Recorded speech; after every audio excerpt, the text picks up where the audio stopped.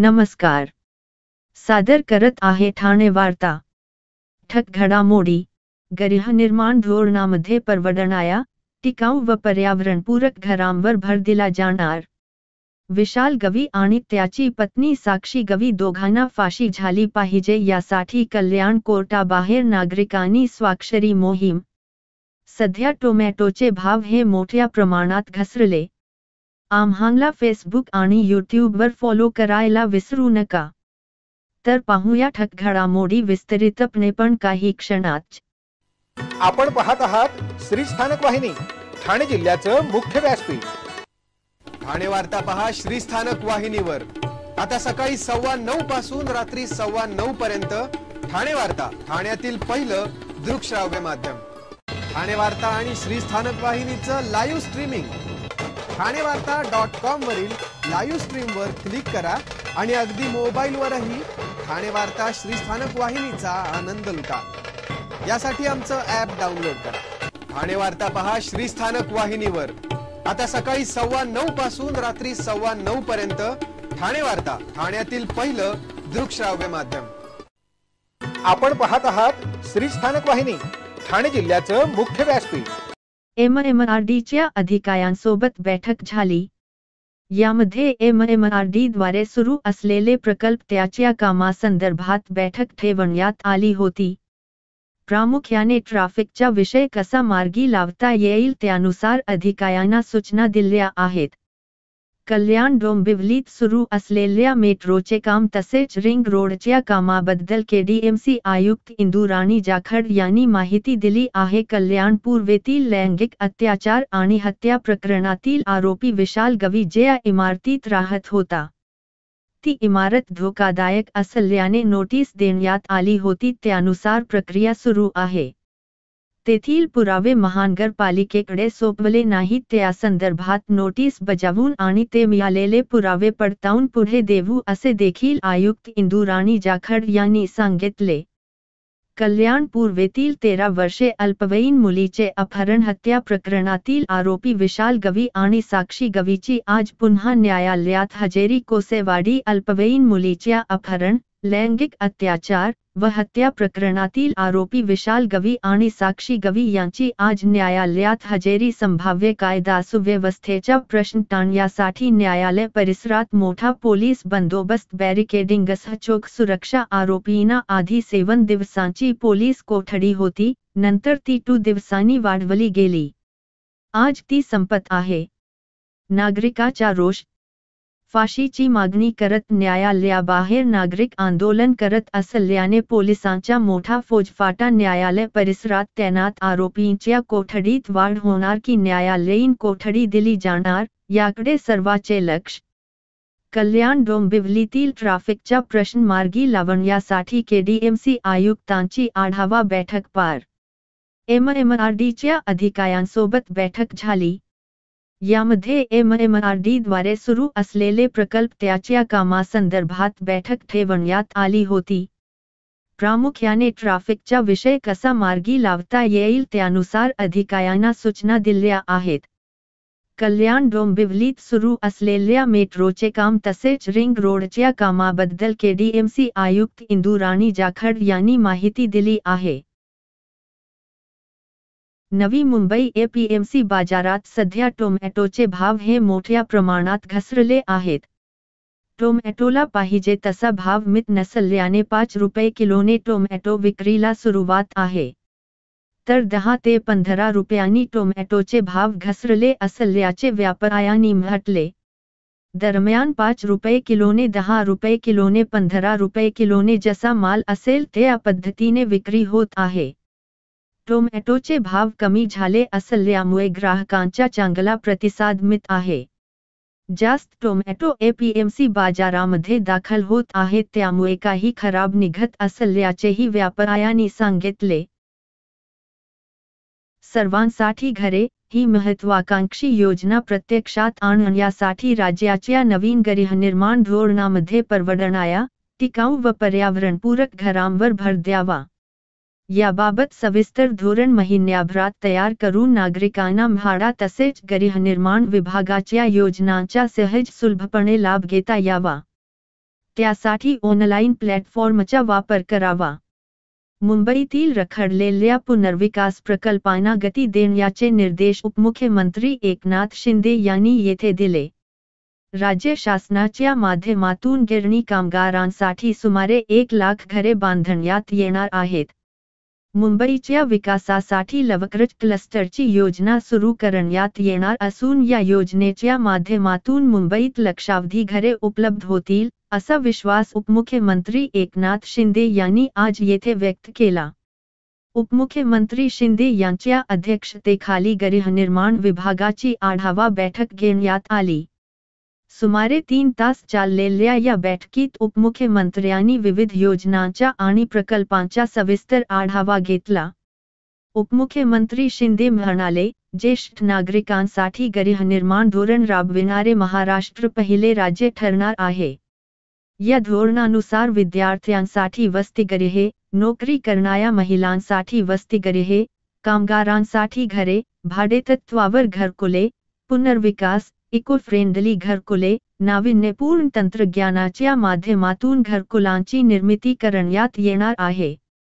राज्यात विविध गृहनिर्माण संस्थांच्या माध्यमातून घरकुलांचे अनेक प्रकल्प राबवण्यात येत आहेत.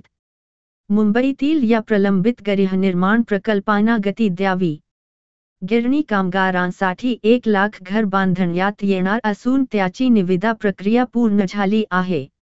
जे गिरणी कामगार त्यांच्या मुगावी स्थलांतरित झाले आहेत त्यांना त्यांच्या गावी घर देता येईल का याबाबत तपासणी करावी.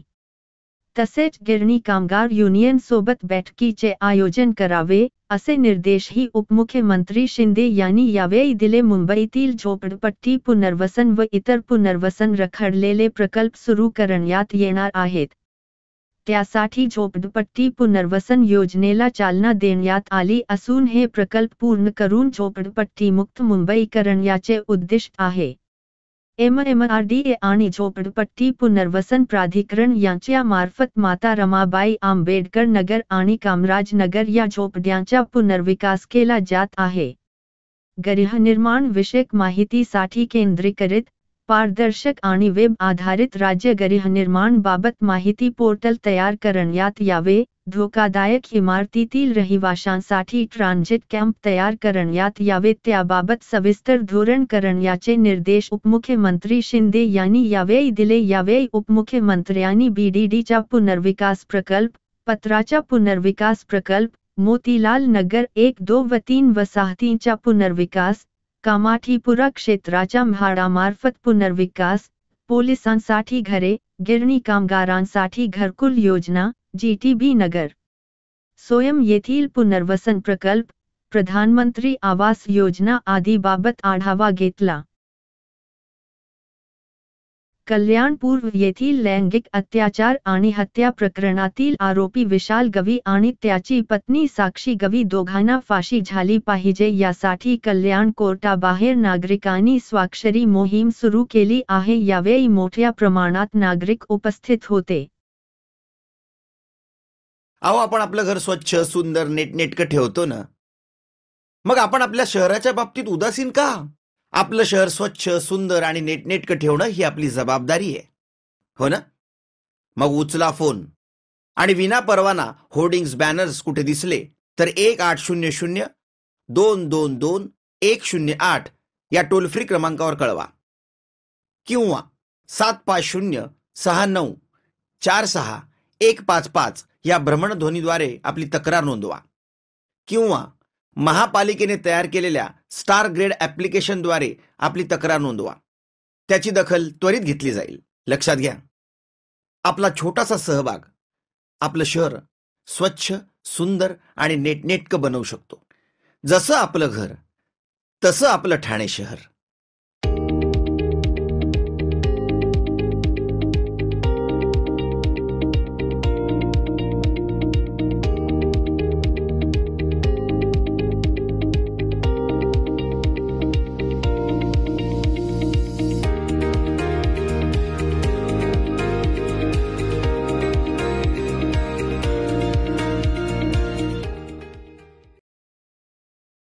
कल्याण पूर्वेतील लैंगिक अत्याचार आणि हत्या प्रकरणातील आरोपी विशाल गवी ज्या इमारतीत राहत होता, ती इमारत धोकादायक असल्याने नोटीस देण्यात आली होती. त्यानुसार प्रक्रिया सुरू आहे.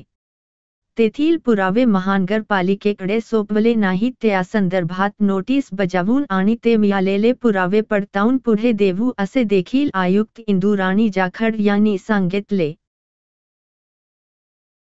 कल्याण लैंगिक अत्याचार आणि हत्या प्रकरणातील आरोपी विशाल गवी आणि त्याची पत्नी साक्षी गवीला आज पोलिसांनी कल्याण कोर्टात हजर केले. यावेळी कोर्टाने दोघे आरोपींना 14 दिवसांच्या न्यायालयीन कोठडीत पाठवले आहे.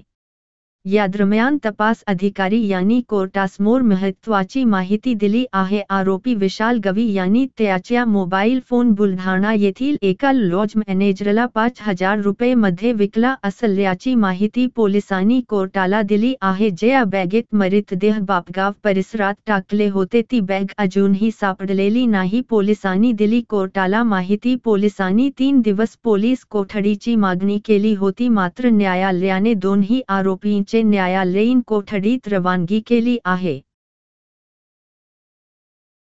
गेल्या काही दिवसांपासून खाद्यतेलाच्या दरात मोठी वाढ होताना पाहायला मिळत आहे. सध्या एपीएमसी बाजारामध्ये खाद्यतेलाचे दर हे वाढले आहेत. तेलाच्या 1 लिटर मागे 20 ते 25 रुपये वाढ झाल्याचे व्यापाऱ्यांनी म्हटले. पुढील काही दिवस खाद्यतेलाची दर हे वाढतेच राहणार असल्याचे देखील समोर आले आहे. त्यासोबत लग्नाचा सीजन असल्यामुळे ग्राहक खाद्यतेल खरेदी करत आहेत. पाम तेल हे 20 रुपयांनी वाढले असून सनफ्लावर हे देखील वाढले आहे. तसेच 1 लिटर मागे 140 रुपये लागत आहेत. त्यामुळे पुढील काही दिवस तेलाचे भाव चढतेच राहणार असल्याचे व्यापारी सांगत आहेत. कुटुंब स्तरावर वैयक्तिक शौचालय, घनकचरा व सांडपाणी व्यवस्थापन या बाबींची प्रभावीपणे अंमलबजावणी होऊन स्वच्छतेची सवय अंगीकृत करणे, नियमितपणे वापर करणाऱ्या कुटुंबांना प्रोत्साहन देणे, त्यांचे अनुकरण करण्याकरिता इतर ग्रामस्थांना, कुटुंबधारकांना त्यांच्याप्रमाणे वैयक्तिक स्वच्छता सुविधा आपल्या घरात किंवा परिसरात उपलब्ध करून घेण्यासाठी ठाणे जिल्ह्यामध्ये 1 ते 20 जानेवारी 2025 या कालावधीत स्वच्छ माझे अंगण अभियान राबविण्यात येत आहे. जिल्ह्यात या अभियानाची प्रभावी अंमलबजावणी करण्याचे आवाहन ठाणे जिल्हा परिषदेचे मुख्य कार्यकारी अधिकारी रोहन घुगे यांनी केले आहे. स्वच्छ भारत मिशन टप्पा 2 अंतर्गत कुटुंब स्तरावर वैयक्तिक शौचालय, घनकचरा व सांडपाणी व्यवस्थापन अंतर्गत जिल्ह्यात ज्या कुटुंबांनी वैयक्तिक शौचालय वापर, सांडपाणी व्यवस्थापनासाठी शोषखड्डा, परसबाग, पाझरखडा, घनकचरा व्यवस्थापनाकरिता कंपोस्ट खतखड्डा अथवा घरगुती खतखड्डा तसेच कुटुंबस्तरावर कचरा कुंड्या या बाबतची उपलब्धता करून घेतले, अशा कुटुंबांना प्रोत्साहन देत इतरही कुटुंबांनी त्यांचे अनुकरण करण्याच्या उद्देशाने हे अभियान राबवण्यात येत आहे. देखभाल दुरुस्ती करण्यासाठी कुटुंबाने पुढाकार घेणे, घरगुती स्तरावर कचऱ्याचे वर्गीकरण करणे, कुटुंबस्तरावर सुका, ओला कचरा कुंड्यांमध्ये वर्गीकरण करणे, वर्गीकरण केलेल्या घरगुती कचऱ्याचे कंपोस्ट खतखड्डा किंवा घराच्या परिसरात व्यवस्थापन करणे, परसबाग, पाझरखड्डा, शोषखड्ड्याद्वारे घरगुती स्तरावर सांडपाणी व्यवस्थापनावर अभियानात विशेष भर देण्यात येत आहे. सर्वप्रथम अभियानाची माहिती ध्वनी देऊन, गावातील सूचना फलकांवर लावून गावात ग्रामस्थांना माहिती देण्यात येत आहे. 21 ते 24 या कालावधीत पाणी पुरवठा व स्वच्छता समिती मार्फतीने वैयक्तिक स्तरावर शौचालयाचा वापर, घनकचरा व सांडपाणी व्यवस्थापन करणाऱ्या कुटुंबांची पडताळणी करून कुटुंबांची निवड करण्यात येणार आहे. ज्या कुटुंबाची निवड करण्यात येणार, त्यांच्याकडे किंवा परिसरात घरगुती खतखड्डा, परसबाग, वैयक्तिक शोषखड्डा, पाझरखड्डा, वैयक्तिक शौचालय, घरगुती कचरा कुंड्या आदी सुविधा असणे आवश्यक आहे. उत्कृष्ट व्यवस्थापन करणाऱ्या कुटुंबांना 26 जानेवारी 2025 रोजी ग्रामसभेमध्ये सरपंच व ग्रामपंचायत अधिकारी यांचे संयुक्त स्वाक्षरीने प्रशस्तीपत्र, श्रीफ, पुष्प देऊन सन्मानित करण्यात येणार आहे. स्वच्छ माझे अंगण अभियान अंमलबजावणी उपमुख्य कार्यकारी अधिकारी पावस्व प्रमोद काळे यांचे नेतृत्वात करण्यात येत आहे. सर्व पंचायत समिती स्तरावर गटविकास अधिकारी यांना पत्र व्यवहार करण्यात आला असून गावस्तरावर स्वच्छ माझे अंगण अभियानाची प्रभावी अंमलबजावणी करण्याचे आवाहन जिल्हा परिषदेमार्फत करण्यात येत आहे. महाराष्ट्रातील भगिनींना आधार देणारी राज्य शासनाची मुख्यमंत्री माझी लाडकी बहीण योजना. या योजनेअंतर्गत अल्प उत्पन्न गटातील 21 ते 65 वयोगटाच्या भगिनींना मिळणार दरमहा 1500 रुपयांची मदत. अर्ज करण्यासाठी 31 ऑगस्ट 2024 पर्यंत मुदतवाढ. कुटुंबाचं वार्षिक उत्पन्न 2.5 लाख रुपयांपेक्षा कमी असलेल्या महिला पात्र. कुटुंबाकडे पिवळं किंवा केशरी रेशन कार्ड असल्यास उत्पन्नाचा दाखला आवश्यक नाही. पांढरं रेशन कार्ड असेल किंवा रेशन कार्ड नसेल तर कुटुंबाचं वार्षिक उत्पन्न 2.5 लाखांपेक्षा कमी असल्याचा दाखला आवश्यक. योजनेसाठीचा ऑनलाईन अर्ज नारी शक्ती दूत ऍप वरून किंवा पोर्टलवर भरता येईल. ज्या भगिनींना ऑनलाईन अर्ज भरता येत नसेल त्यांच्यासाठी अंगणवाडी, ग्रामपंचायत, वॉर्ड ऑफिस, सेतू सुविधा केंद्रामध्ये किंवा आशाताई बचत गटाच्या CRP यांची मदत उपलब्ध. आता आपल्याला अभिमानानं म्हणता येईल, सुखी आणि सुरक्षित आहे माझी लाडकी बहीण. आपण आपले कार्यक्रम किंवा बातम्या आम्हाला ठाणेवार्ता@gmail.com या ईमेलवर कळवू शकता. ठक घडामोडी शेवटी पुन्हा एकदा. गृहनिर्माण धोरणामध्ये परवडणाऱ्या, टिकाऊ व पर्यावरणपूरक घरांवर भर दिला जाणार. विशाल गवी आणि त्याची पत्नी साक्षी गवी दोघांना फाशी झाली पाहिजे यासाठी कल्याण कोर्टाबाहेर नागरिकांनी स्वाक्षरी मोहीम. सध्या टोमॅटोचे भाव हे मोठ्या प्रमाणात घसरले. या होत्या ठाणे वार्ता. आपली एखादी बातमी बघायची राहून गेली असेल तर आपण ठाणेवार्ता.in या आमच्या संकेतस्थळाला किंवा आमच्या फेसबुक पेज संच YouTube चॅनेलला अवश्य भेट द्या. तर मग पुन्हा भेटू पुढील बातमीपत्रात फक्त श्रीस्थानक वाहिनीवर. धन्यवाद.